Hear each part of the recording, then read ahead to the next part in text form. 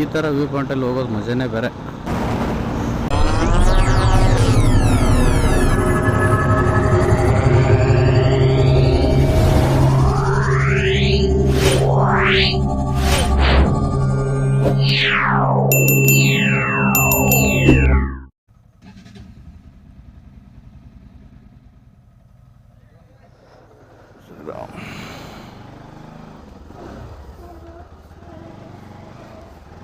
Time straight ಮಾಡ್ತಾ ಇರೋದು 4,000 kilometre ಆಗುತ್ತೆ. ಇವಾಗ ಮಾರ್ಕಮ್ಮ ದೇವಸ್ಥಾನಕ್ಕೆ ಬಂದಿದ್ದೀವಿ. ಗಾಡಿ ಪೂಜೆ ಮಾಡ್ತಾ ಇದ್ದೀವಿ.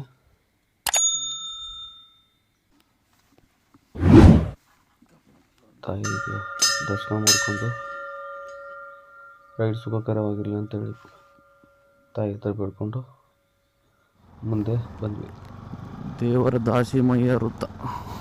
ಈ ಮೊದಲನವ್ರದ್ದು ವಿಶೇಷತೆ ಏನಪ್ಪ ಅಂತಂದರೆ, ವಿಶ್ವದ ಪ್ರಥಮ ವಚನಕಾರರು ದೇವರ ದಾಸಿಮಯ್ಯ. ಇವ್ರ ಇನ್ನೊಂದು ಹೆಸರು ಜೇಡರ ದಾಸಿಮಯ್ಯ. ಇವ್ರು ದೇವರ ದಾಸಿಮಯ್ಯನ ಜೇಡರ ದಾಸಿಮಯ್ಯ ಯಾಕಂತಾರಪ್ಪ ಅಂತಂದರೆ,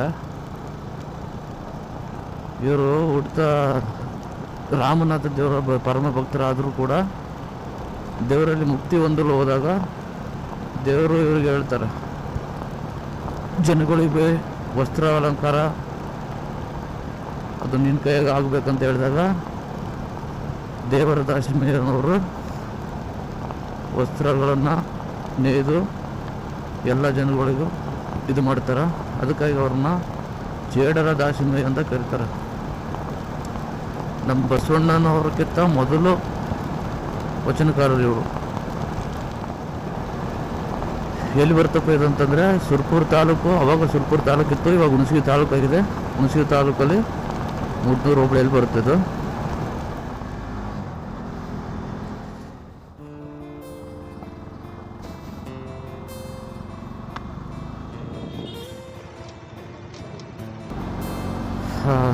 ಇವಾಗ ಒಂದು ಸ್ವಲ್ಪ ಚಲೋ ರೋಡ್ ಆಗ್ತು. ಇಷ್ಟೊತ್ತನ 50-60ರಲ್ಲೇ ಹೊಳಿಬೇಕಾಗಿತ್ತು. ರೋಡ್ ಸರಿ ಇರಲಿಲ್ಲ, ಒನ್ ವೇ ರೋಡು. 8 ಗಂಟೆ ಆಯಿತು. ಇವಾಗ ಜೇವರ್ಗಿ ರೀಚ್ ಆದ್ವಿ.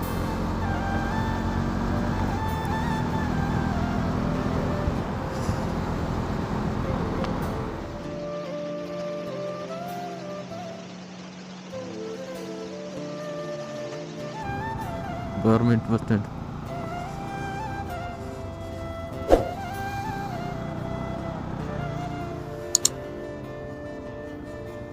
ಗುಲ್ಬರ್ಗ ಹೈವೇ.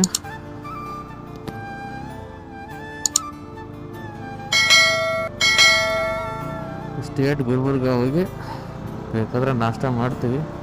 ಇಲ್ಲಿಂದ ಇನ್ನೊಂದು ಸ್ವಲ್ಪ ದೂರ ಹೊರಡ್ಬಿಟ್ಟು, ಇವಾಗೇನು ಹಸಿವಾಗಿಲ್ಲ ಜಾಸ್ತಿ.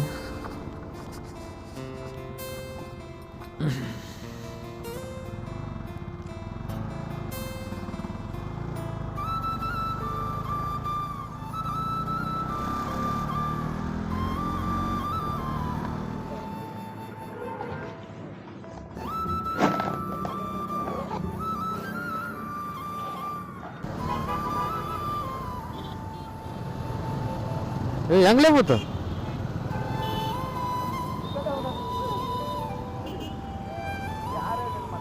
ಅಲ್ಲ, ನಾವು ಹೋಗೋದು ಕರೆಕ್ಟ್, ಅವಾಗ ಹೋಗೋದು ಕರೆಕ್ಟಾ? ನಾವು ಹೋಗೋದು ಕರೆಕ್ಟಾ, ಅವಾಗ ಹೋಗೋದು ಕರೆಕ್ಟಾ?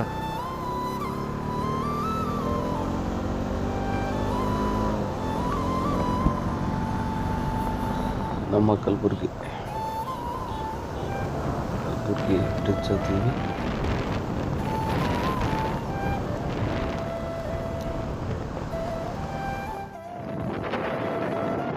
ಮುಂದೆ ಹೊಟ್ಟೆ ಸ್ವಾಮಿ ಅಂತ ಅಂದ್ಕೊಂಡ್ವಿ. ಊಟ ಹೊತ್ತು ಸಹ ಆಗಿದ್ವಿ. ಬನ್ನಿ ನಾಷ್ಟ ಮಾಡಿ ಸಿಗೋಣ.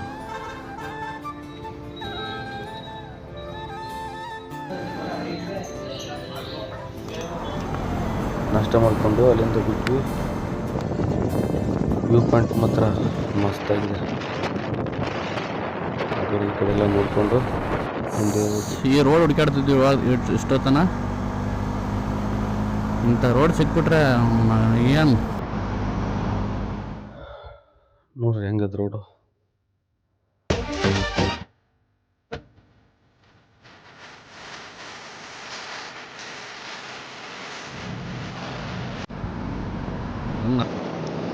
ಎಲ್ಲ ಥರ ವ್ಯೂ ಪಾಯಿಂಟೆಲ್ಲ ತೋರ್ಸೋಕೆ ಟ್ರೈ ಮಾಡಿದ್ದೀನಿ.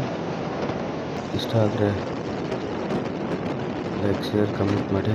ಇಷ್ಟ ಆಗಿದ್ದರೆ ಅನ್ಲೈಕ್.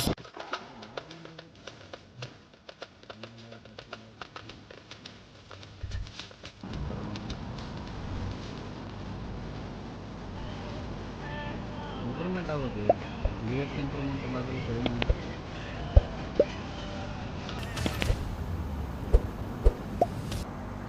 ಹೈವೇ ಬಿಟ್ಟು ಲೆಫ್ಟಿಗೆ ತಗೊಂಡು ನಾಂದೇಡ ರೂಟ್ಗೆ ಹಿಡಿದ್ವಿ. ಇಲ್ಲಿ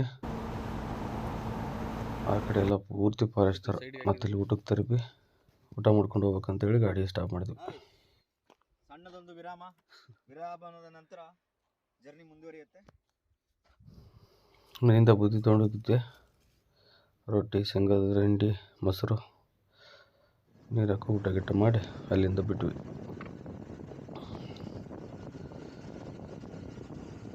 ಇಲ್ಲಿ ಗಾಡಿ ಒಂದು ದೋಸ್ತ ಹೊಡೆದ. ಅಲ್ಲಿಂದ ಮುಂದೆ ಹೋಗಿ ರೋಡ್ ಪೂರ್ತಿ ಒಂದು 4-5 ಕಿಲೋಮೀಟರ್ ರೋಡ್ ಕಟ್ಟಿತ್ತಲ್ಲೆಲ್ಲ. ಮತ್ತು ಅದಾದ್ಮೇಲೆ ಮತ್ತೆ ಕಾಡೊಳಗೆ ಹೋಗಿ ಮತ್ತೆ ಹೈವೇಗೆ ಬಂದು ಅಲ್ಲಿಂದ ಮತ್ತೆ ಡೀಪ್ ಫಾರೆಸ್ಟ್ ಒಳಗೆ ಹೋಗಿ ನೋಡ್ರಿ ಹೆಂಗಿದೆ ಸುತ್ತಮುತ್ತಲ. ಅಲ್ಲಿಂದ ಮುಂದೆ ಹೋದ್ವಿ. ಮತ್ತೆ ಎಮ್ಮೆ ಅಡ್ಡಾಡಿ ತೊಗೊಂಬರಕತ್ತಿದ್ದ.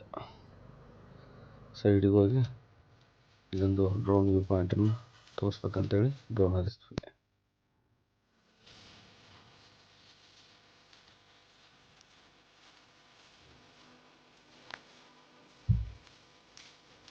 ಬಜರಂಗಬಲಿ ಏನೋ ಫಂಕ್ಷನ್ ಇತ್ತು ಅನ್ಸುತ್ತಿಲ್ಲ. ಪೂರ್ತಿ ಕೇಸರಿ ದೋಸೆ ಹಾಕಿದ್ರಲ್ಲ. ಅದು ಮುಗಿಸ್ಕೊಂಡು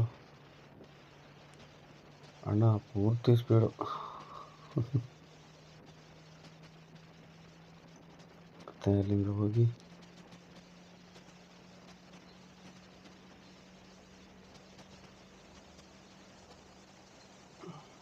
ಆ ಕಡೆ ನೋಡಿಕೊಂಡು ಆರಾಮಾಗಿ ಇದು ಮಾಡ್ಕೊಂಡ್ವಿ.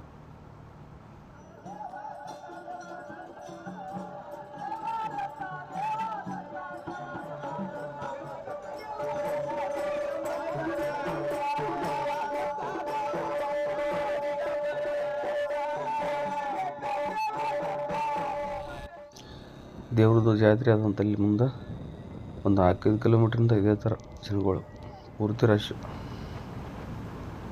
ಈ ಥರ ವ್ಯೂ ಪಾಯಿಂಟಲ್ಲಿ ಹೋಗೋದು ಮಜಾನೇ ಬೇರೆ ಅಲ್ವಾ. ಹೀಗೆ ಮುಂದೆ ಹೋಗ್ಬೇಕಾದ್ರೆ ಕರ್ನಾಟಕ ಧ್ವಜ ನೋಡಿದ್ವಿ. ನಮ್ಮ ಗಾಡಿ ಅದು ಕರ್ನಾಟಕದ್ದು. ನೈಟ್ ವ್ಯೂ ಕತ್ಲಾಗೋಯ್ತು ಇಲ್ಲಿ ಬರೋ ಅಷ್ಟಿಗೆ. ನೈಟ್ ಇನ್ನೂ ಆಗಿಲ್ಲ. ನಮ್ಮ ಡೆಸ್ಟಿನೇಷನ್ 750 ಕಿಲೋಮೀಟ್ರ್ ಇವತ್ತು ಹೋಗಲೇಬೇಕಾಗಿತ್ತು. ಹಾಗೆ ಹೋಗ್ಬೇಕಂತ ಟ್ರೈ ಮಾಡಿ ಮುಂದೆ ಹೋದ್ವಿ. Petrol ಬಂಕಲ್ಲಿ petrol ಹಾಕ್ಸ್ಕೊಂಡು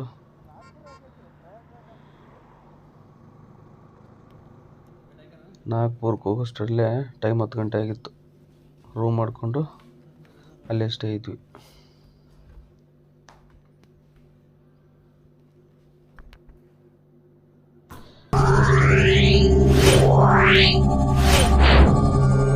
Yeah.